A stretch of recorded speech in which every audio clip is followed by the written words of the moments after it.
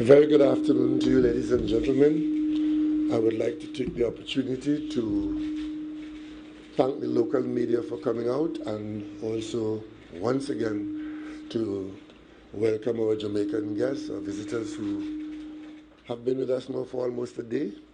And a very special welcome to my colleague, Prime Minister Holness of Jamaica. What we are engaging in here is a continuous conversation between us as leaders and as two countries of CARICOM, which started in 2016.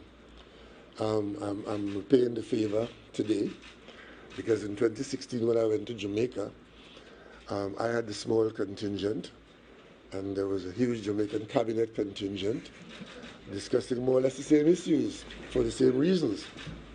So today, we have had a couple of hours of discussing our circumstances, and I can tell you the outcome of that has confirmed that the circumstances of governing Jamaica, the challenges of Jamaica, are virtually identical to the circumstances and challenges of Trinidad and Tobago. And that being so, the decisions that we have been taking, for those of you who have been observing what's been happening at the CARICOM level, you would have seen an intensity of activity at the leadership level, Jamaica, Trinidad and Tobago, Antigua, Guyana, Suriname, which is a little unusual.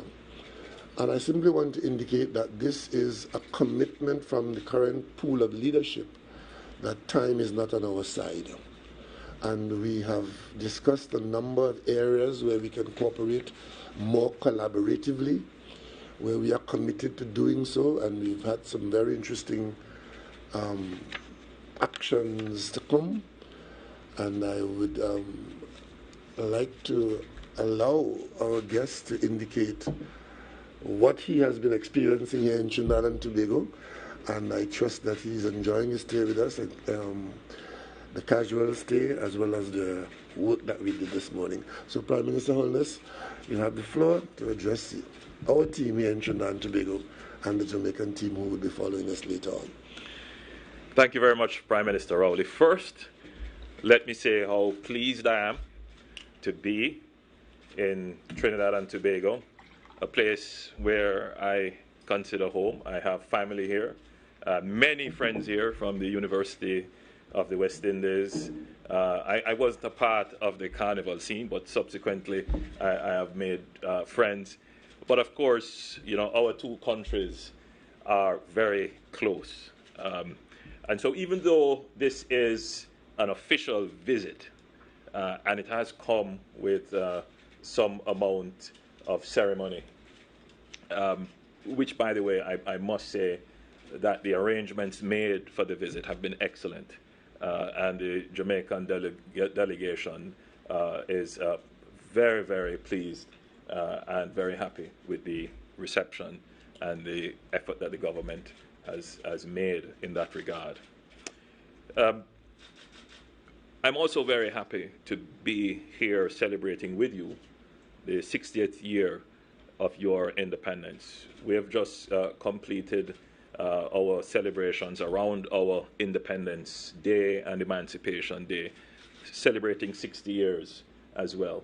It is an important time in the life of any country, particularly countries like ours, which have come through the colonial struggle to get our own independence, to determine our own future. It is a celebratory period, obviously, but it is also a period of celebration, where we reflect and look at what we have achieved.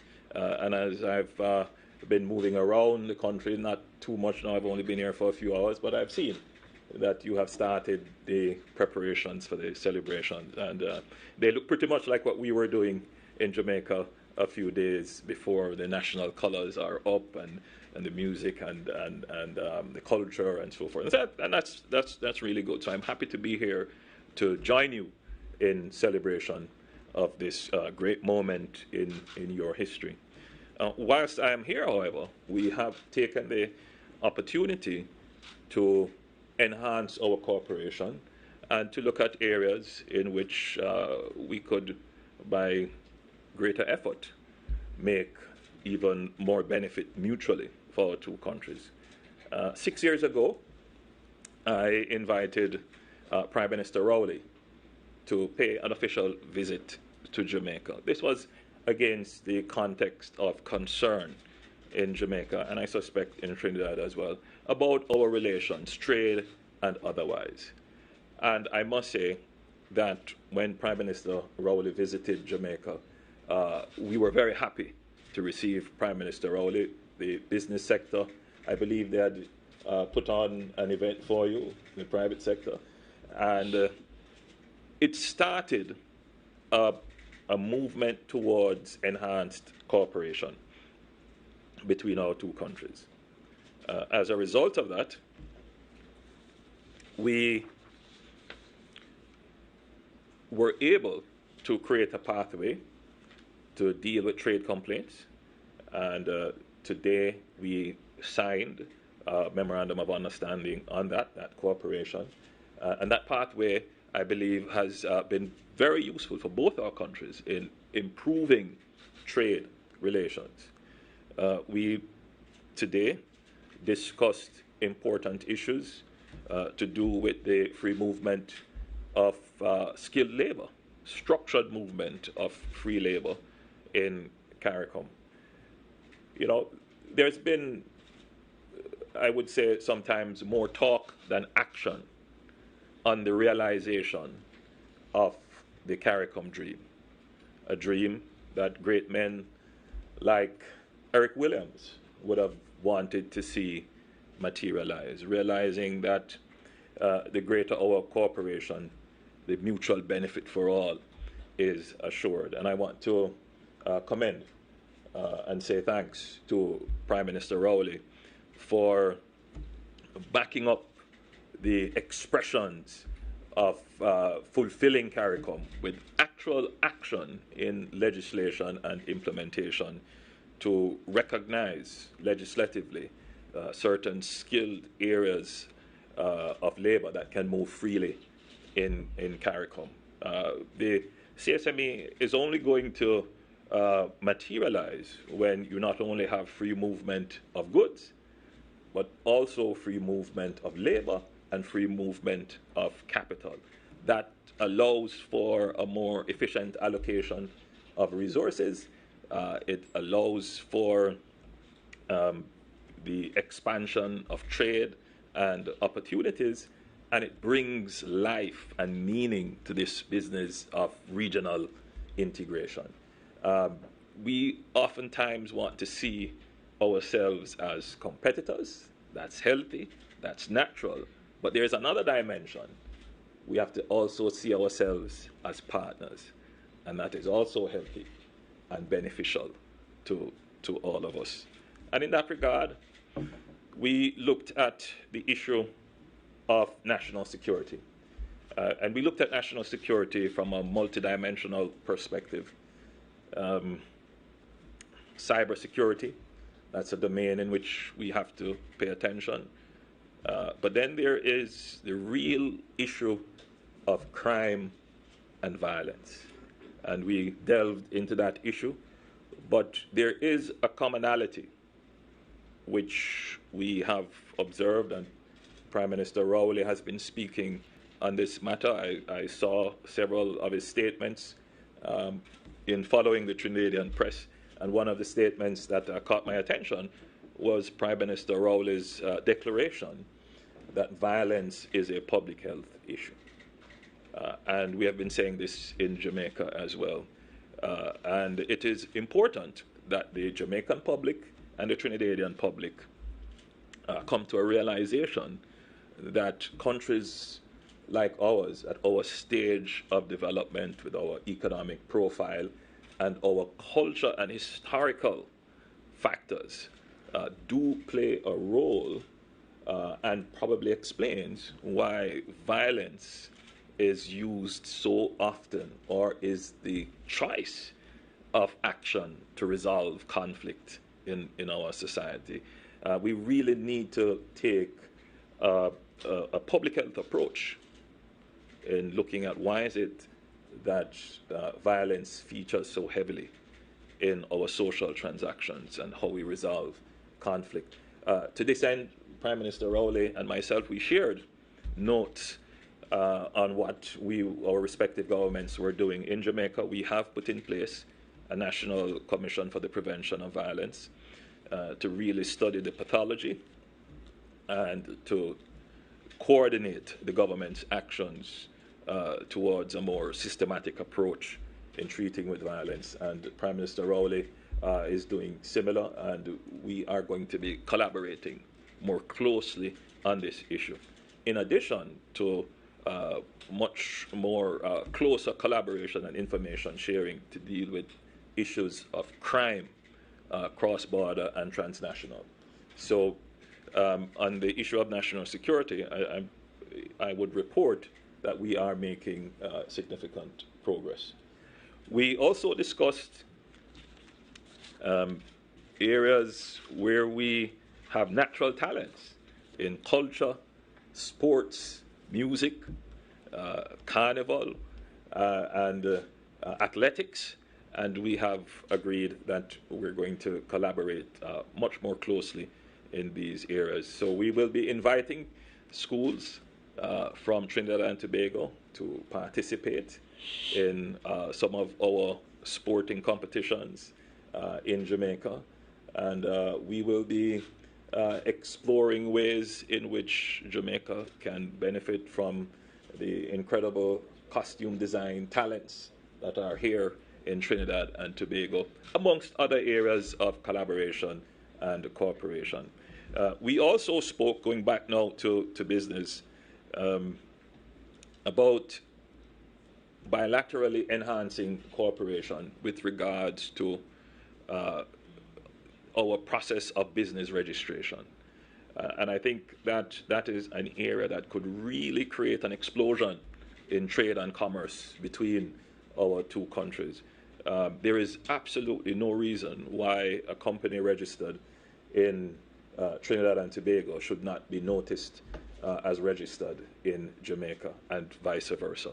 And so when we go back, we will be looking at our respective legislation, which, by the way, a process already exists in CARICOM, and the discussion has already begun. But Jamaica and Trinidad and Tobago would probably be more aligned and more advanced in terms of legislation that could move the process forward by us enhancing and fast-tracking that bit of cooperation. So generally, I would report that aside from my visit being in recognition and of the 60th anniversary of your independence and participating in your celebrations, it was also designed to bring our cooperation closer together, and I wish to report success in that regard. And again, thank you for the amazing preparations and arrangements that were made for the Jamaican delegation. Thank you, Prime Minister. Thank you very much, Prime Minister Holness.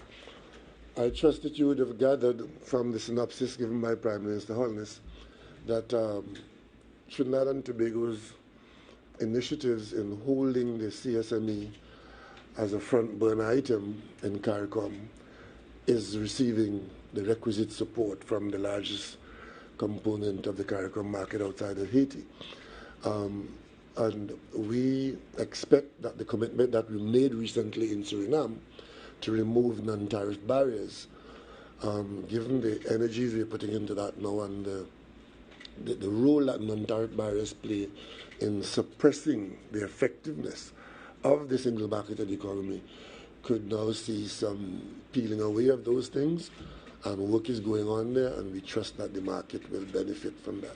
With respect to the encouragement of the movement of capital in the country, I trust that our population in Trinidad and Tobago would view Jamaican investment in Trinidad and Tobago as always welcome, as Jamaica welcomes Trinidad and Tobago investment, whether it is banking, in food preparation, in food distribution, whatever it is.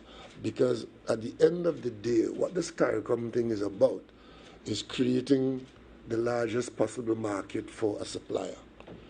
And Trinidad and Tobago in CARICOM has carried the argument continuously that we are stronger together on every issue and in every respect. Whatever the issue is, once we act together, we are stronger. And we saw that at the OAS meeting, Summit of the Americas, the other day in the United States, where we could easily have ended up with all of us going there, having a day out, having our pictures taken, and record of our presence, and nothing to come out of it.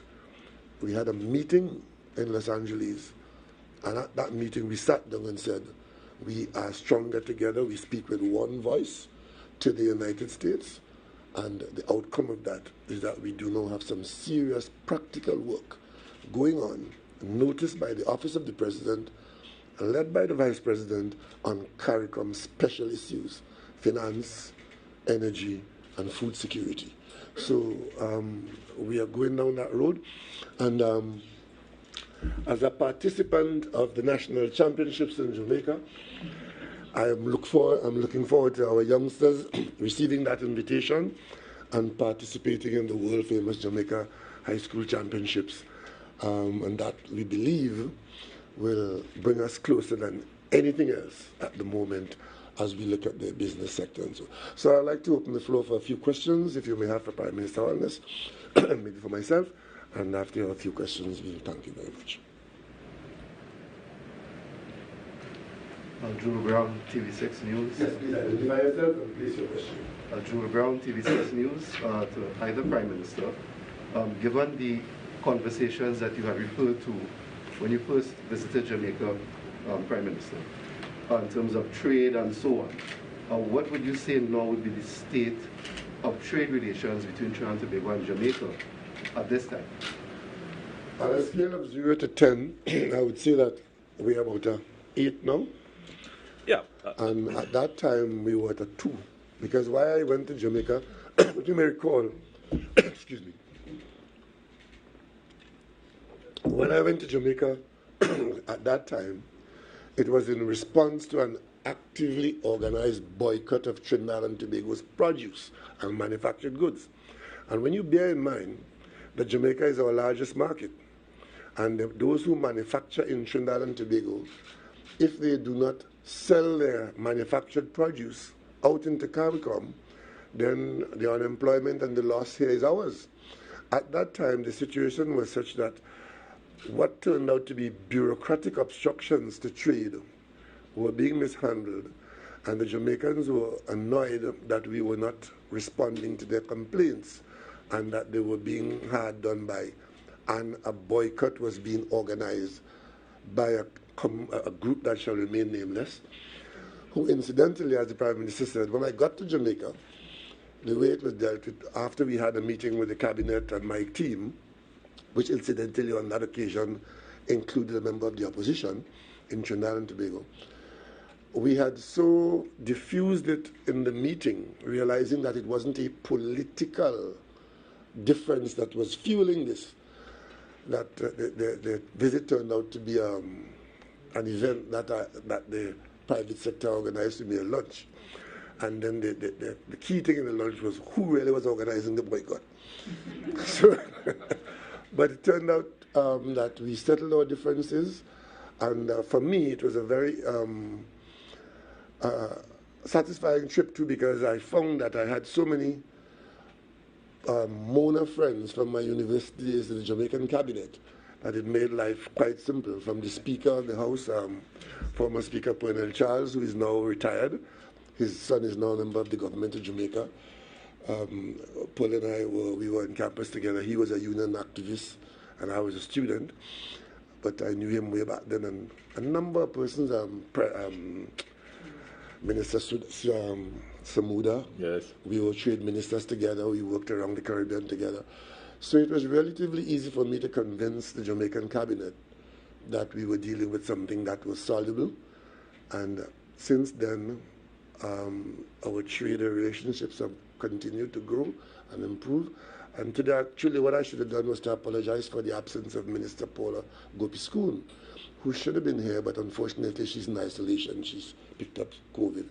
So she's done a lot of work, and she's the person driving this process and making a lot of progress with it. But unfortunately, she has to withdraw at this time. Just to add on to the Prime Minister Rowley's statement, the posture and the voice of CARICOM is changing, and I think changing for the better. I think there is a genuine recognition that freer and fairer trade helps all, and that allowing for the free movement of goods, free movement of labor, and the free movement of capital creates a synergistic environment that expands the bounty for everyone. So it's the statement that you made regarding the decisions in Suriname, that these issues of non-tariff barriers and bureaucratic obstacles, once you start to see above those and realize that they really don't create a long-term sustainable economy, and then you start to translate that into legislation, into policy, and into the bureaucratic action, then you will start to see your economic growth take off. Now, in the case of Jamaica and Trinidad 6 years ago, we had issues with Jamaicans coming to Trinidad. We had issues with Jamaican goods coming to Trinidad. And I invited Prime Minister Rowley precisely for the point of view that the issues were not necessarily at the prime ministerial cabinet policy level. Sometimes the issues are at the bureaucratic and administrative levels, and having a greater understanding, developing greater trust, building a partnership can help to unlock some of the institutional barriers to trade, travel, commerce, and finance. And so this is what this is about, and it is working.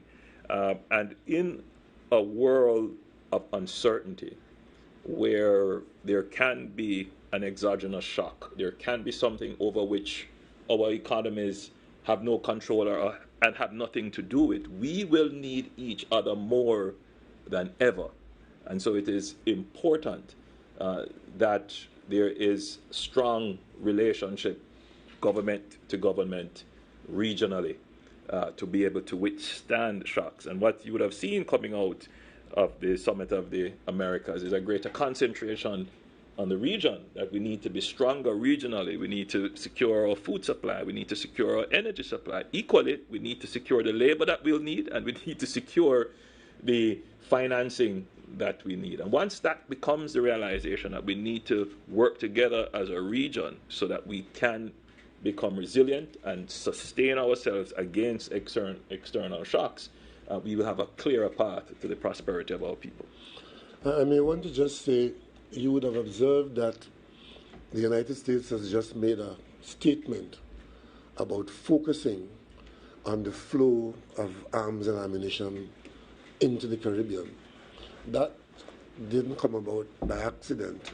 We all pressing our point to the United States as a supplier of most of these deleterious items, indicating to them, as Prime Minister Holness quite clearly said this morning in our meeting, that when he became Prime Minister of Jamaica, he thought his biggest challenge would have been Jamaica's economy.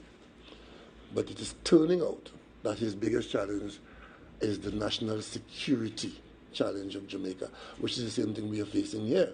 Huge national security challenge by a flow of arms and ammunition organized by not stupid people, people who are very well aware of the circumstances around which we live and in which we live. And that is something which we had to impress upon the United States as CARICOM, that you cannot turn a blind eye to us, where every CARICOM country is in this predicament, and your suppliers and your diaspora people can just flood us and we just get the results of it, including, as you know, the what you call them, the ones they send back home, the deportees, as well as the use of the technology in cyber, where the United States has the capacity to be more effective in following up who's doing what.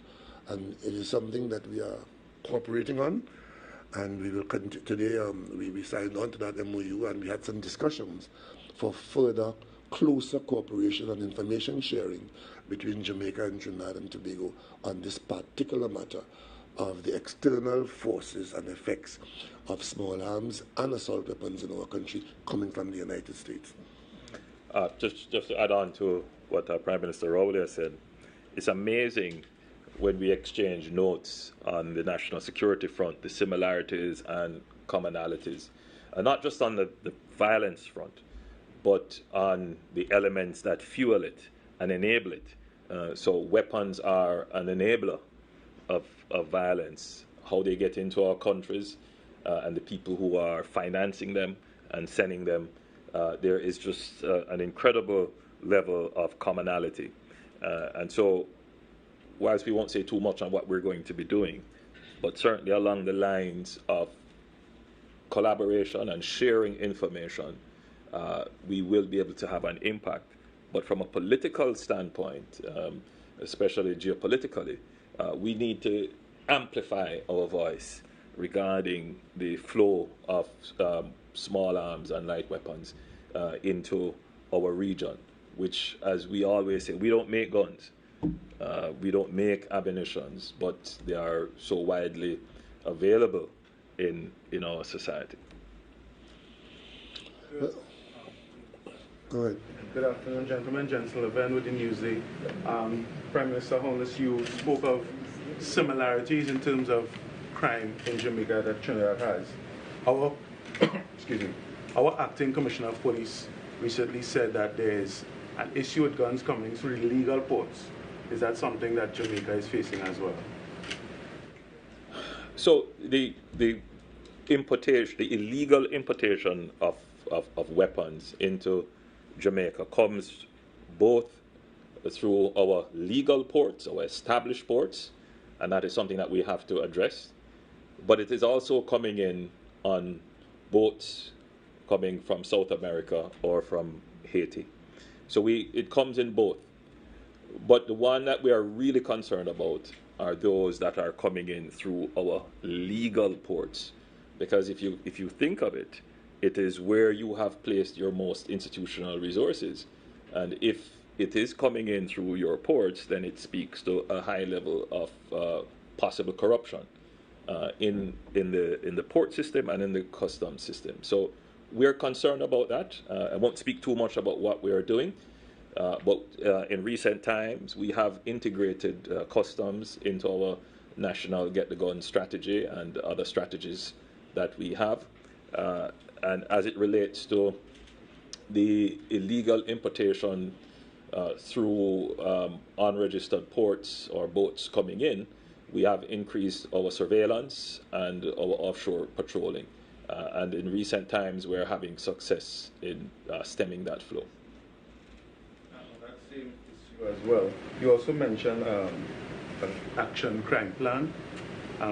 Could you give us some of the successes that came out of that we could implement in Trinidad, if not already implementing? So our crime plan is multidimensional. It's under the ambit of what we call Plan Secure Jamaica, and it looks at all elements of national security, crime being one element of national security. We are having successes in building out, for example, our cyber domain management. That is one area that I would recommend for all countries, especially small island developing states, to pay attention to cyber. That is the new frontier. We're having success in our ability to have domain awareness and control of our economic zone around Jamaica and managing our borders. The challenge, of course, is managing what I call enterprise crime. Criminal gangs whose sole purpose is to infiltrate state organizations, corrupt institutions, and use that power that they gain to facilitate illegal trade, whether it is narcotics coming through the trade routes from South or Central America, or human trafficking, or uncustomed goods fake and imitation goods, all of those are part of the domain of the enterprise crime, and we need to pay close attention to that. But then there is also the issue now of what we call the domestic crimes, which are featuring now more prominently in our societies, and the use of violence in these domestic crimes. So you would see intimate partner violence, domestic violence, family members killing family members. We recently had a situation in Jamaica, which I really don't want to talk about, but it's in the media, where a family member killed several members of his family, and then you have violence in the disciplining of children. So all of this kind of violence really makes the quality of life that people enjoy less. And so our multidimensional strategy deals with the cybersecurity, it deals with the security of our borders, the strengthening of institutions to protect the institutions and to protect the economy. And then now we really now have to develop, which is where we are not strong. We simply do not have the institutional capacity built out to deal with violence.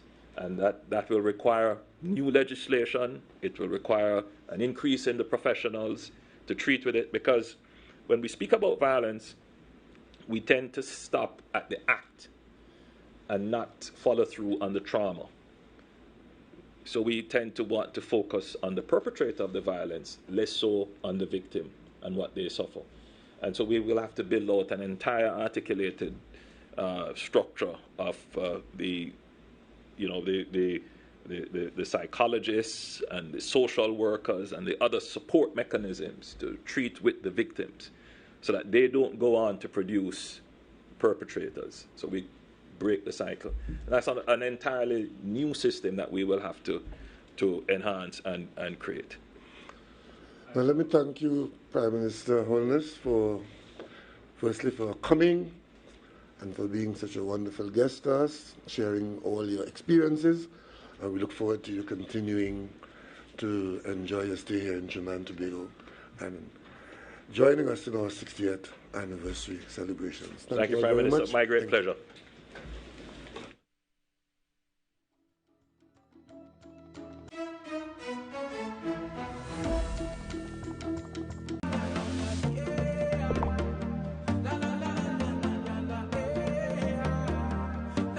This is TTT.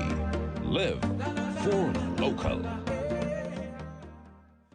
Change your fate. Start to win at life with $20,000 every month. Win $20,000 every month for 20 years with NLCB's newest game, Win for Life. 6 numbers from 28 plus the cash ball could make you win for life. You deserve a win. Play Win for Life today. Visit NLCBGames.com for details. Players must be 18 years and over. Please play responsibly. Welcome to this afternoon's Playway Pick 2 and Pick 4 draw, supervised by independent auditors KPM.